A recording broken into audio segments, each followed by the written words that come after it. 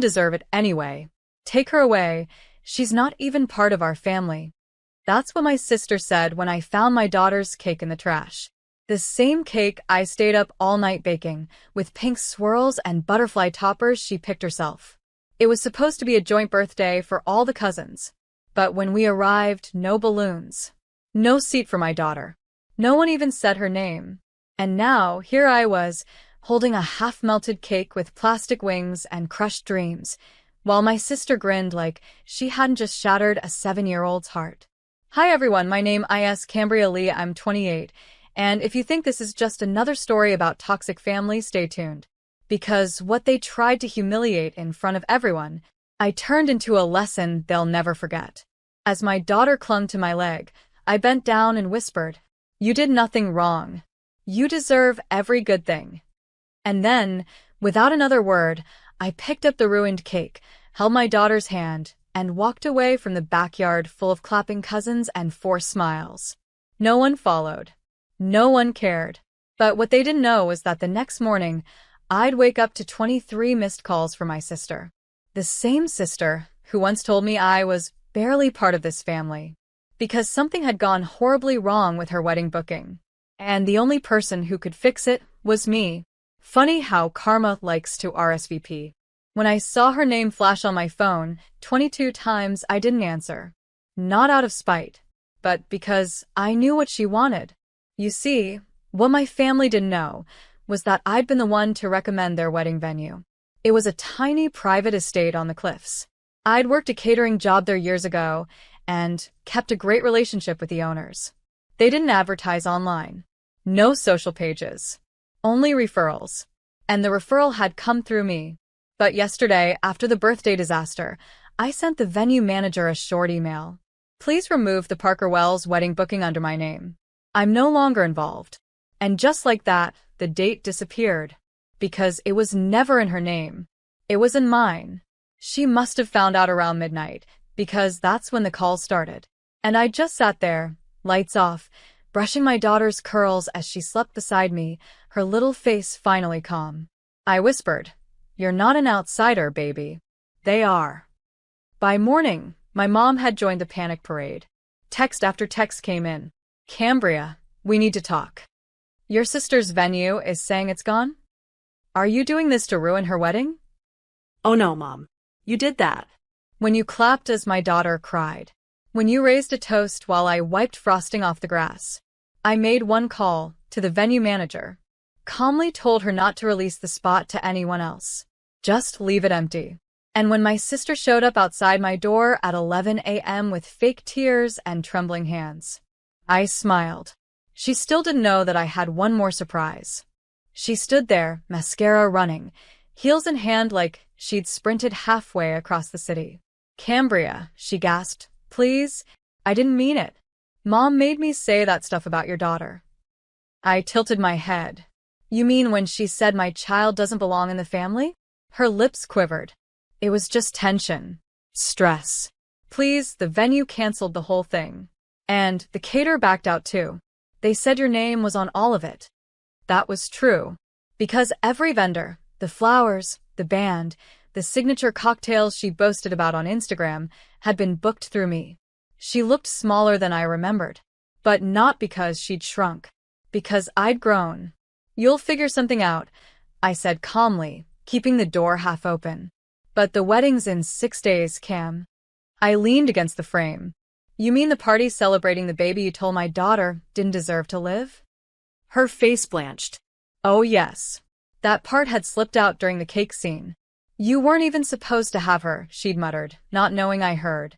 I reached into the bowl beside the door and pulled out something light. An envelope. "I actually came to give you this," I said, handing it to her. She blinked. "What is it?" "My blessing. For the new venue. I called a cheaper one last night. Told them you'd be reaching out." Tears welled in her eyes. You did that for me?" I smiled. "Of course." She clutched it to her chest, relieved, thankful, until I added, softly, "Oh, but I gave them your real budget. You know, the one you've actually earned." And I shut the door. Behind it, my daughter giggled. Because we weren't done yet.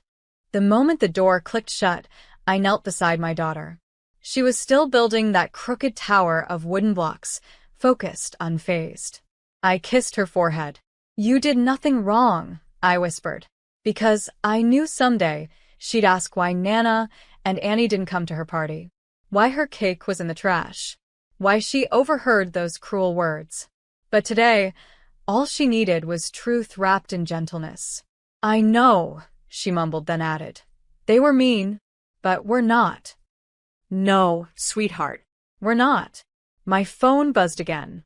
Mom. Voicemail. Then another one. This time from the venue. "Cambria," the manager sighed. "They tried to use your deposit, but I told them it had been refunded to your name. You're all cleared. Do you want us to block them from rebooking?" I didn't hesitate. Yes. Block them. And send the final notice to her personally. They thought they could use me, again. Fund their image. Tarnish mine. But what they never expected was that the forgotten daughter had stopped forgiving.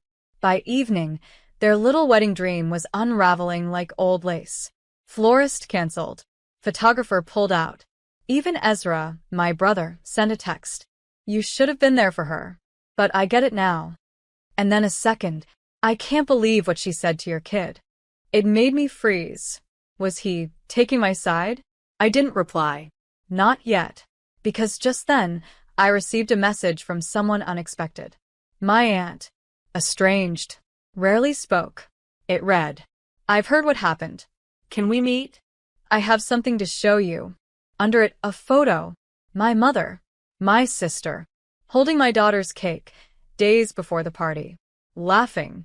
Like it was all just a rehearsal. The cake was unmistakable. Pink frosting.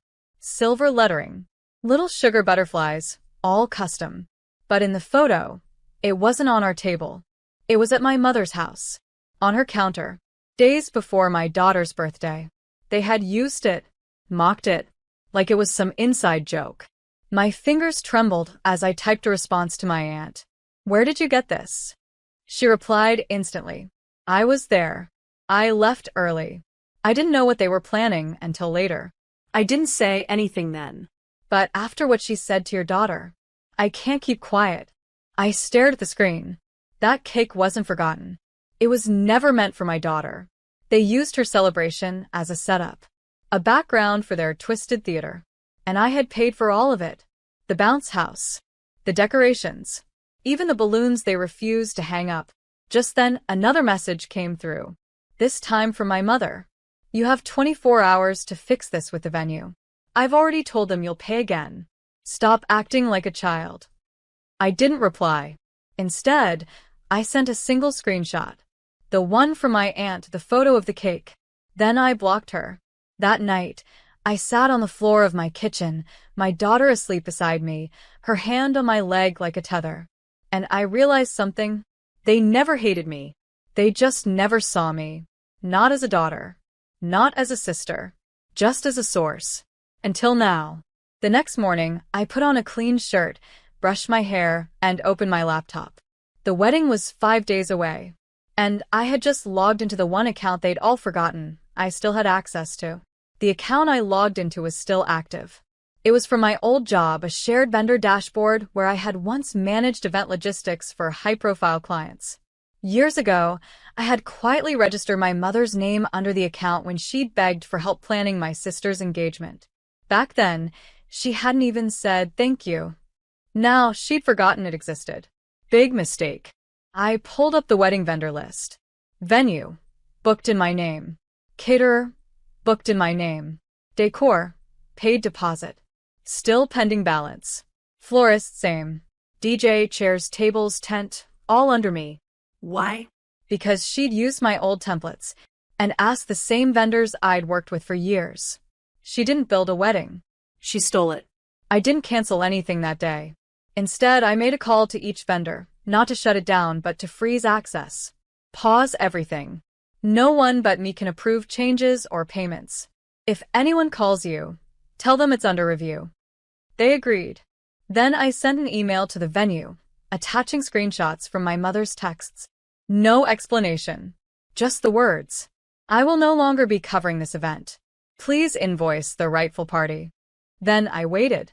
By the next evening, my cousin, the only one who had sent my daughter a card, messaged me. You okay? Aunt Lori's in full meltdown. Said the venue canceled everything.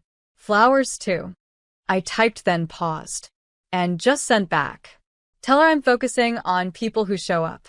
That night, my sister posted on Instagram, pretending nothing had happened. But the next morning, Her post was gone.